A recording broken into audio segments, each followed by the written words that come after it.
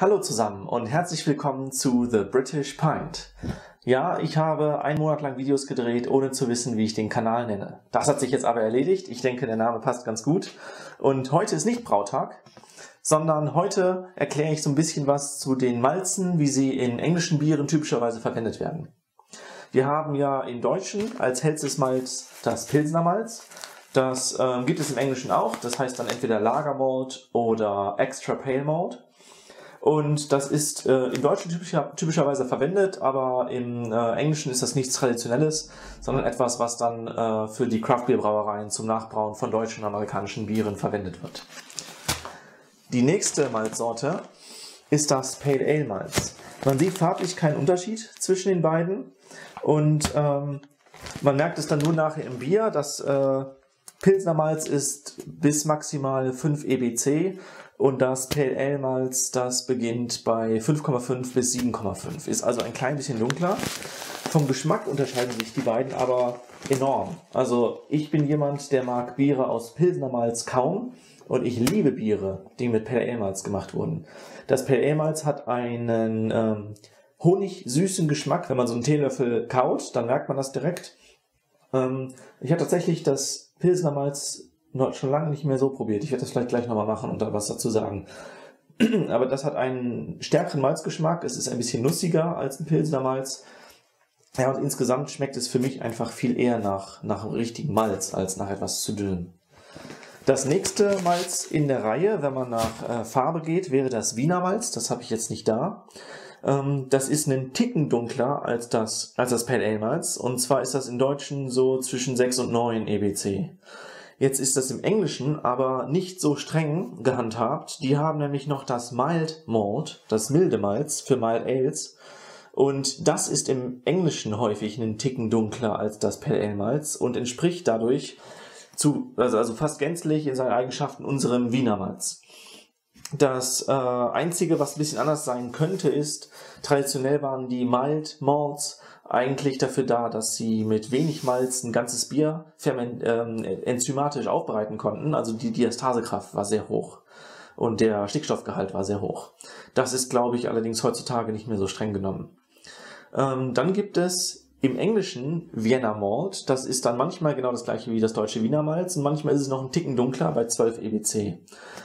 Das ist mir einmal bei einem Malzer in England aufgefallen, dass der Wiener Malz dadurch von dem Mild Malt abgegrenzt hat, indem er es noch einen Ticken dunkler gemacht hat. Bei uns wäre das dann eher so ein Münchner Helles, also ein helles Münchner Malz. Münchner 1, glaube ich, heißt das.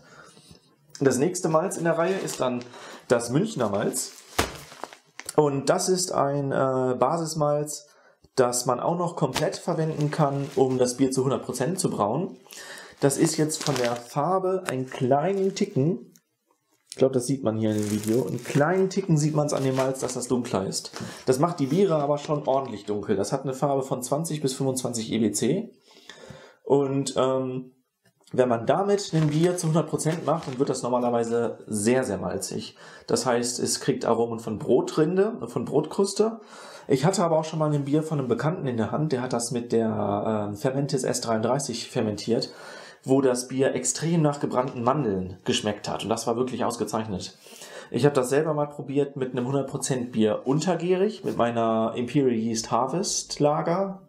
Da waren keine gebrannten Mandeln drin. Ich nehme an, das war einfach eine zu neutrale Hefe. Aber das möchte ich auf jeden Fall nochmal reproduzieren und dann kann ich euch nochmal berichten, ob das wirklich systematisch so ist. Aber Münchner Malz, sehr interessantes Malz.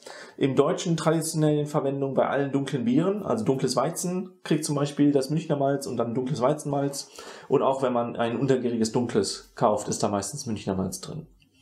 So, diese Malze hier, die alle so relativ hell sind, die sind die Basismalze. Das heißt, die sind dafür da, den Großteil des Bieres auszumachen. Bei sehr schwarzen Bieren, wie zum Beispiel im Guinness, ich glaube, das ist das schwärzeste massenproduzierte Bier, zumindest das ich kenne. Das Bier besteht immer noch zu 91% aus hellen Malzen bzw. Gerstenflocken und nur 9% davon sind die Röstgerste, also nicht Malz, sondern schwarze Gerste. Deswegen ist die Wahl des Basismalzes auch so wichtig. Und es gibt Leute, die kombinieren dann zum Beispiel Pilsner Malz und Münchner Malz, um dem Ganzen einen etwas dunkleren Klang zu geben, aber trotzdem größtenteils den neutralen Geschmack von Pilsner Malz zu haben. Der Fantasie sind keine Grenzen gesetzt, also probiert es aus. Ich habe, wie ich schon einmal erzählt habe, bei meinem Schwarzbier 16% Münchner Malz hinzugefügt. Das hat das ganze Bier deutlich in seiner Komplexität gestärkt und es war einfach viel anspruchsvoller zu trinken. Als nächstes kommen wir zu den Röstmalzen. Die Röstmalze in England sind eine deutlich größere Palette, als es traditionell in Deutschland verwendet wird. Das erste in der Liste ist das Amber Malt. Man kann hier schon einen leichten Farbunterschied erkennen im Vergleich zu dem Münchner Malz, was ich als Referenz hier stehen habe. Das Amber Malt, erstmal muss ich sagen, das Amber Malt heißt auch Biscuit Malt. Die beiden Namen sind komplett austauschbar verwendbar. Und in Amerika heißt es auch noch Victory Malt. Also falls ihr Rezepte findet, wo einer dieser 3 Namen vorkommt, dann ist das minimal geröstete Bier gemeint. Das ist mit der hellsten Helligkeit, also geringsten EBC-Zahl, die der Melzer herstellen kann. Die Farbe von diesem Malz hat eine unglaubliche Spannweite von 45 bis 100 EBC. Also ich habe tatsächlich eins gekauft mit 100, weil es gerade auf Lager war.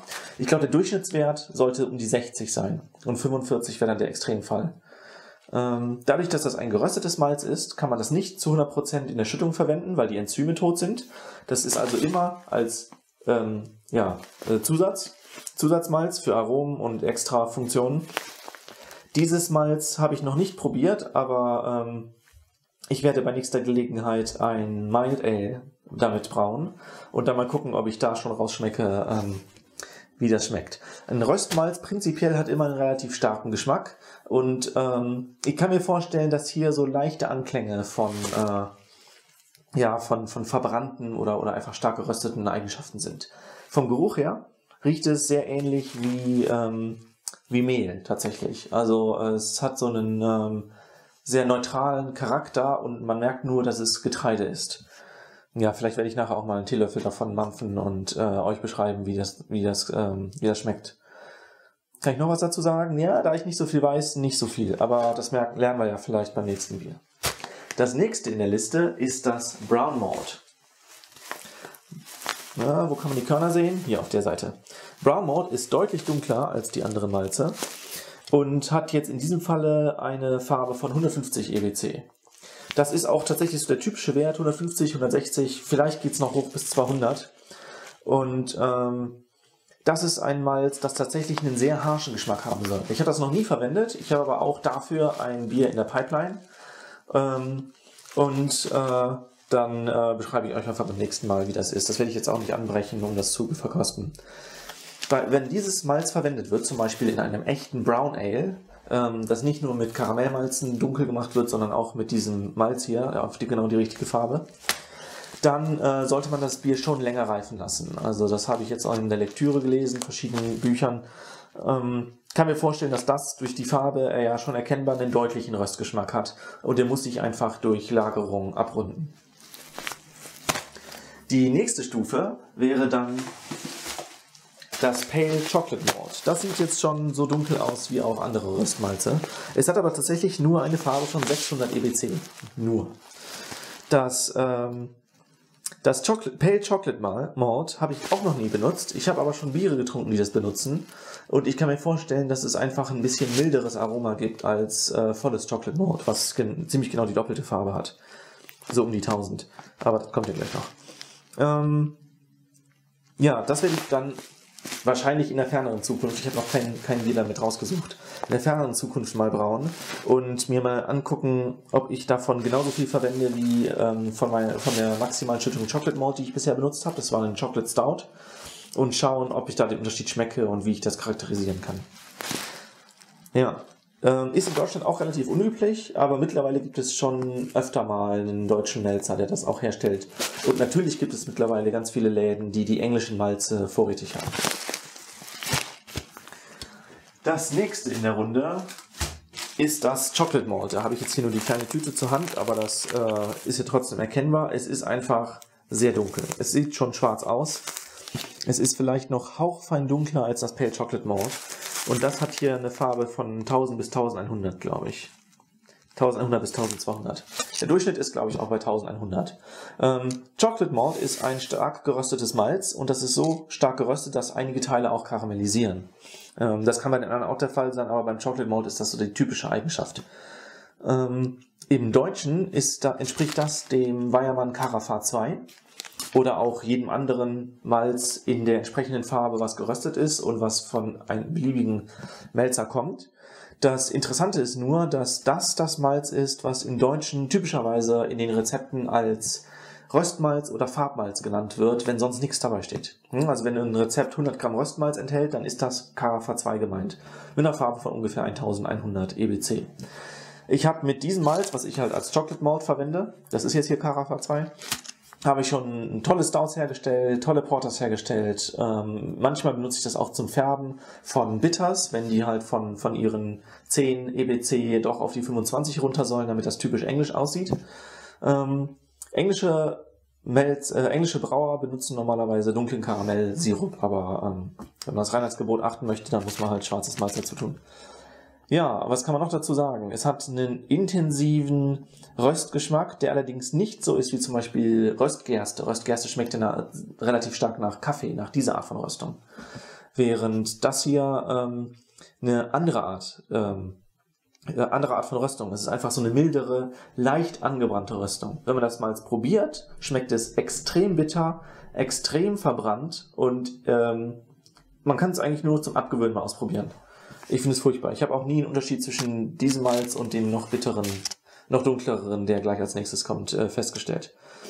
Das Chocolate Malt kann man sehr gut für dunkle Biere, Schwarzbiere und andere Stouts, Porters, alles in der Art verwenden, wann immer man einen Charakter haben möchte, der etwas aromatischer ist und nicht ganz so angebrannt, brenzlig in seiner Eigenschaft. Als letztes Malz aus der Reihe habe ich das Black Malt, das auch Black Patent Malt heißt, weil das eines der ersten Malze ist, die ein Patent erhalten haben auf die Herstellung. Das Besondere hieran ist, dass die Gerste, das Malz, so lange geröstet wird, dass es pechschwarz ist, aber gerade so, dass es noch nicht verbrennt. Und das bewirkt dann eine Farbe von 1300 bis 1600 EBC. Mit Black Malt stellt man ein Malz her, was deutlich weniger Aromen hat, finde ich. Also wenn man das in dem Bier hat, dann bekommt man intensive Röstung, intensiven, klaren, dunklen Geschmack. Also die Eigenschaften, die man von dunklem Bier kennt, die sind hier besonders klar und einzeln. Man hat viel weniger süße Geschmäcker, dunkle Früchtegeschmäcker, also Rosinen zum Beispiel, Pflaumen. Man hat auch viel weniger so nussige Aromen, die sind auch da weniger drin. Deswegen sage ich, das ist einfacher vom Geschmack. Ich benutze das besonders gerne in meinem Schwarzbier, weil das eine unglaublich angenehme Art und Weise hat, wie der Nachgeschmack ist. Und es ist einfach leicht wegzutrinken und sehr schlank. Ich glaube, dass Guinness Draft, das aus der Dose und im Pub, Black Malt teilweise einsetzt, zusätzlich zur Röstgerste, weil der Nachgeschmack genau der gleiche ist, wie der, den ich bei meinem Schwarzbier so gern mag. Wenn ihr Malzsorten findet, die irgendwie unklar sind und es ist ein normales Malz, dann sollte ich das hiermit abgedeckt haben. Alles, was irgendwie anders heißt, ist wahrscheinlich ein Karamellmalz. Wobei es auch so Sachen gibt wie zum Beispiel Honey Biscuit. Und sobald da nicht beisteht, dass das Schaumstabilität verbessert oder das Mundgefühl verbessert, ist es trotzdem kein Karamellmalz. Und dann wäre Honey Biscuit zum Beispiel wahrscheinlich eine Variante von dem Amber Malt, das auch Biscuit Malt heißt. Das kann man also dann kaufen, wenn man eben diese Sache sucht. Oder umgekehrt, ne? Man sucht sich dann ein Amber Malt im Laden, wenn im Rezept Honey Biscuit steht. Ich glaube, das wäre es soweit. Das Einzige, was ich noch sagen kann, ist, ich werde als nächstes die Karamell- und Crystal Malze durchsprechen. Das ist allerdings deutlich kompliziertere Sache, deswegen dauert das noch ein wenig. Und wenn ihr sehen wollt, wie ich die 3 in Deutschland weniger bekannten Malze, Amber Malt, Brown Malt, Pale Chocolate Malt, durchprobiere und Biere damit braue, dann abonniert den Kanal und sagt mir in den Kommentaren, ob ihr die Malze schon mal verwendet habt und was ihr von ihnen haltet. Und dann würde ich sagen, sehen wir uns beim nächsten Mal wieder, wenn wieder Brautag ist. Bis dann.